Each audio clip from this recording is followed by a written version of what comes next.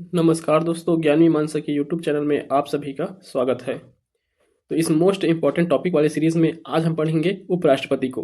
तो देखिए, इसे हम क्यों मोस्ट इम्पॉर्टेंट टॉपिक ले रहे हैं, क्योंकि यह जो है इस वर्ष जो है चर्चा में संवैधानिक पद है। तो देखिए, चर्चा में रहे संवैधानिक टॉपिक से जो है प्रश्न पूछने बहुत ज़्यादा रहता है। तो इस वर्ष उपराष्ट्रपति का पद जो है चर्चा में क्यों रहा है, सबसे पहले देख लीजिए। तो चर्चा में ये अविश्वास प्रस्ताव के लिए रहा है। तो भारत में पहली बार हुआ है कि किसी उपराष्ट्रपति ऊपर अविश्वास प्रस्ताव जो है प्रस्तुत किया गया था, जबकि जो है वह प्रस्ताव पारित नहीं हुआ है, परंतु फिर भी यह इंपॉर्टेंट हो जाता है। तो देखिए, देख सकते हैं आप, हम यहाँ समझेंगे उपराष्ट्रपति के खिलाफ अविश्वास प्रस्ताव का प्रक्रिया क्या होता है, और साथ ही उपराष्ट्रपति के संबंध में संवैधानिक जो भी प्रावधान है उन सभी प्रावधानों को समझेंगे। तो चलिए वीडियो की शुरुआत करते हैं।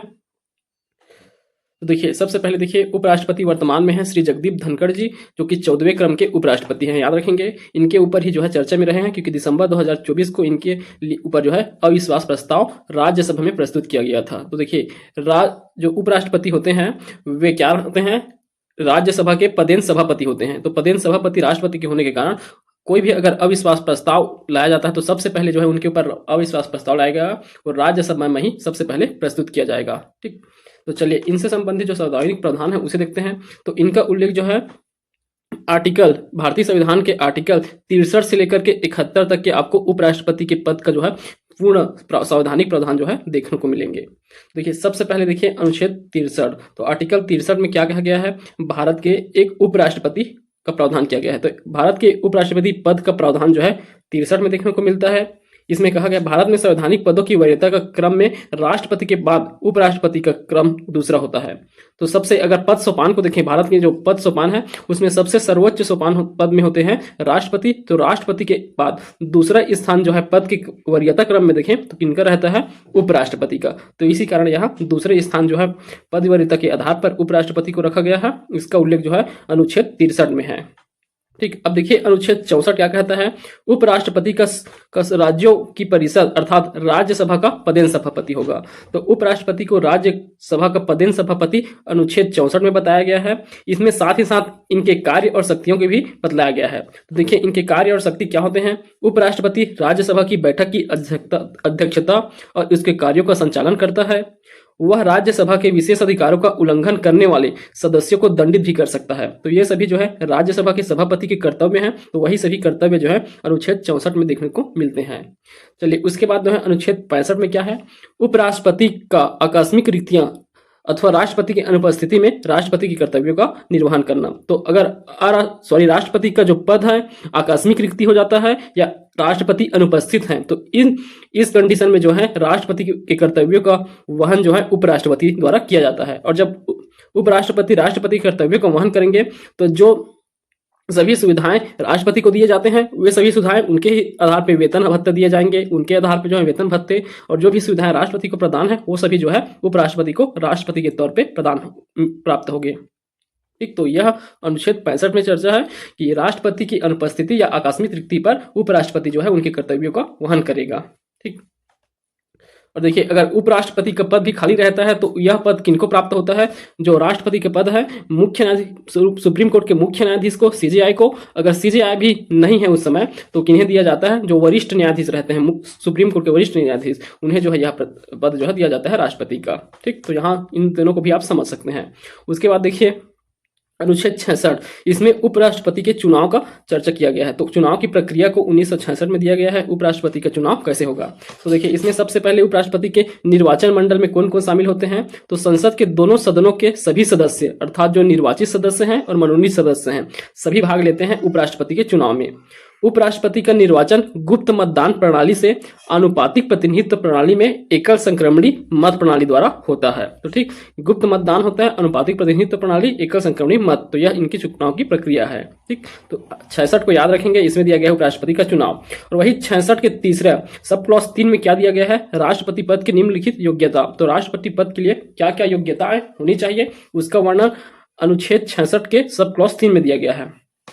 इसमें दिया गया है वह भारत का नागरिक हो, वह 35 वर्ष की आयु पूरी कर चुका हो, वह राज्यसभा का सदस्य निर्वाचित होने की योग्यता हो। तो ये सभी अर्हता के साथ जो है कोई भी व्यक्ति उपराष्ट्रपति पद के लिए निर्वाचित हो सकते हैं। ठीक, इसके लिए साथ साथ इन्हें जो है 20 अनुमोदक और 20 प्रस्तावक के जो है हस्ताक्षर लगते हैं। किसके लिए? जब ये इनके द्वारा जो है उपराष्ट्रपति पद के लिए चुनाव हेतु आवेदन किया जाता है तब 20 प्रस्तावक और 20 अनुमोदक का। ठीक, अब चलिए अब जो है सबसे इंपॉर्टेंट अनुच्छेद है अनुच्छेद 67, जिसके चर्चा में रहा है इस बार जो है उपराष्ट्रपति का पद, उपराष्ट्रपति का कार्यकाल दिया गया है अनुच्छेद 67 में। इसमें उपराष्ट्रपति का कार्यकाल 5 वर्ष है, किंतु कार्यकाल समाप्त होने से पूर्व भी वह राष्ट्रपति को संबोधित करके त्याग पत्र देकर पद मुक्त कर सकता है। तो देखिए उपराष्ट्रपति का जो कार्यकाल है 5 वर्ष का होता है, उससे पूर्व अगर इन्हें त्याग पत्र देना हो तो किन्हें त्याग पत्र देंगे? राष्ट्रपति को। और इसके अलावा देखिए अनुच्छेद 67B में उपराष्ट्रपति पर अविश्वास प्रस्ताव की चर्चा किया गया है। तो ये जो है अविश्वास प्रस्ताव द्वारा भी पद से हटाए जा सकते हैं। तो यह भी अनुच्छेद 67 में ही दिया गया है। और 67 के बी में क्या दिया गया है? इनके ऊपर जो अविश्वास प्रस्ताव लाया जाता है वह अविश्वास प्रस्ताव की प्रक्रिया क्या है उसे, तो अविश्वास प्रस्ताव को 67B में है। तो देखिए न्यूनतम 50 राज्यसभा सदस्यों के हस्ताक्षर से राज्यसभा में यह प्रस्ताव जो है पहले लाया जाता है। तो कम से कम जो है 50 राज्यसभा सदस्यों के, क्योंकि राज्यसभा में पहले लाया जाता है इसलिए जो है 50 सांसदों जो कि राज्यसभा के सदस्य होंगे उनके जो है हस्ताक्षर से एक प्रस्ताव लाया जाएगा। और देखिए कोई भी अविश्वास प्रस्ताव ला रहे हैं उपराष्ट्रपति के लिए हो या राष्ट्रपति के लिए हो, उसके लिए जो है उन्हें 14 दिन पूर्व जो है सूचना देना अनिवार्य होता है। तो 14 दिन पूर्व सूचना देना अनिवार्य होता है। उसके बाद क्या होगा? इसे जो है क्योंकि उपराष्ट्रपति के लिए अविश्वास प्रस्ताव है तो उसे सबसे पहले राज्यसभा में पारित कराना होगा। तो राज्यसभा में और कैसे पारित कराना है? यहाँ प्रभावी बहुमत के साथ। तो प्रभावी बहुमत क्या होता है? तत्कालीन सभी सदस्यों के बहुमत से। तो तत्कालीन सदस्य अर्थात जो जितने सदस्य अभी वर्तमान में नियुक्त हैं या अभी चुने गए हैं राज्यसभा पद के लिए, उन सभी जैसे टोटल 250 सीट है उनमें से मान लीजिए अगर सिर्फ 240 ही अभी जो है वर्तमान में क्या है राज्यसभा सदस्य है और 10 नहीं है, तब जो है सिर्फ ये 240 में जो बहुमत निकलेगा उसे ही हम क्या कहेंगे? जो तत्कालिक सदस्य है उनके जो बहुमत को हम प्रभावी बहुमत कहते हैं। और जो साधारण बहुमत क्या होता है? उपस्थित हुए जितने भी उपस्थित हैं उनके बहुमत से पारित करना, वह जो है साधारण बहुमत कहलाता है। तो देखिए राज्यसभा में इसे प्रभावी बहुमत से पारित करना होगा, तत्काल सदस्यों के बहुमत से पद को हटाने का प्रस्ताव पारित किया जाता है। और वही दूसरे बार उसके बाद जो है लोकसभा से उसे साधारण मत से स्वीकार कर लिया जाता है, तब उपराष्ट्रपति को अपना पद छोड़ना पड़ेगा। ठीक, तो इस प्रकार जो है इनको पद से छोड़ना पड़ता है। यही है कि 14 दिन पूर्व जो है इन्हें सूचना देना अनिवार्य होता है। चलिए, और इसके अलावा भी जो है अन्य प्रावधान है। देखिए अनुच्छेद 68 में क्या कहा गया है? उपराष्ट्रपति कार्यालय की रिक्ति की पूर्ति के लिए तथा आकस्मिक रिक्ति की पूर्ति के लिए भी चुने हुए व्यक्ति का कार्यकाल। तो उपराष्ट्रपति का कार्यकाल मतलब उनके रिक्ति हो जाता है तो उनके जगह कोई और चुने जाते हैं, उनका कार्यकाल क्या रहेगा उसका चर्चा 68 में किया गया है। अनुच्छेद 69 उपराष्ट्रपति द्वारा शपथ ग्रहण। तो अनुच्छेद 69 के तहत आर्टिकल 69 के तहत जो है उपराष्ट्रपति का शपथ ग्रहण होता है। ठीक, तो इनका शपथ जो है आर्टिकल में ही दिया गया है। अनुच्छेद 70 में अन्य आकस्मिकताओं में राष्ट्रपति के कर्तव्यों का निर्वहन। तो और कुछ अन्य आकस्मिकताएं होंगी जिसमें जो है उपराष्ट्रपति को राष्ट्रपति के पद के या उनके कर्तव्यों का निर्वहन करना पड़ेगा, वह जो है आर्टिकल 70 में दिया गया है। अनुच्छेद 71 में क्या दिया गया है? उपराष्ट्रपति के चुनाव संबंधी अथवा उसे जुड़े मामलों को सुप्रीम कोर्ट में जो है इसका निराकरण किया जाएगा। तो ये दोनों के लिए है 71 जो है राष्ट्रपति और उपराष्ट्रपति दोनों से के चुनाव से संबंधित जो मामले हैं उन पे अगर कोई समस्या है तो उसका समाधान जो है सुप्रीम कोर्ट में किया जाएगा, सर्वोच्च न्यायालय में। यह अनुच्छेद 71 में प्रावधानित किया गया है। ठीक, तो ये जो है उपराष्ट्रपति से संबंधित महत्वपूर्ण अनुच्छेद हो गए। एक बार देख सकते हैं अनुच्छेद 63 जिसमें राष्ट्रपति का पद है 1964 में, इन्हें जो है राज्यसभा का पदेन सभापति कहा गया है। और 65 में जो है राष्ट्रपति की आकस्मिक रिक्ति या उनकी अनुपस्थिति में उनके कर्तव्यों का निर्वहन करेंगे। अनुच्छेद 66 में उनके चुनाव की प्रक्रिया को बताया गया है। और अनुच्छेद 66(3) में उपराष्ट्रपति के पद के लिए योग्यता और अर्हता को दिया गया है।